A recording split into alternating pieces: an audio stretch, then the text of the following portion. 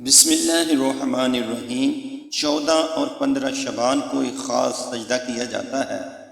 جو خصوصاً حاجت کی قبولیت کے لیے ہوتا ہے۔ جو انسان 14 اور 15 شعبان عشاء کی نماز کے بعد اور فجر سے پہلے ایک سجدہ کرے اور سجدے میں یا اللہ میری مدد کر، یا اللہ میری حاجت پوری کر مسلسل 700 مرتبہ پڑھے گا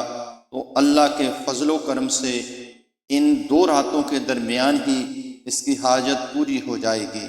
کیونکہ جیسے ہی شعبان کا پورا چاند آسمان پہ ظاہر ہوتا ہے، فرشتے زمین کی طرف رخ کرتے ہیں اور ہر اس انسان کے گھر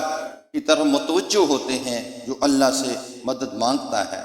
حاجت کی قبولیت کے لیے فریاد بلند کرتا ہے۔ ان 2 راتوں میں کوشش کیا کرو، اللہ کی عبادت کرو اور اپنے دل کو صاف رکھو، تمام مخلوقات کو معاف کر کے اللہ کے دربار میں اپنی حاجتوں کو پیش کرو۔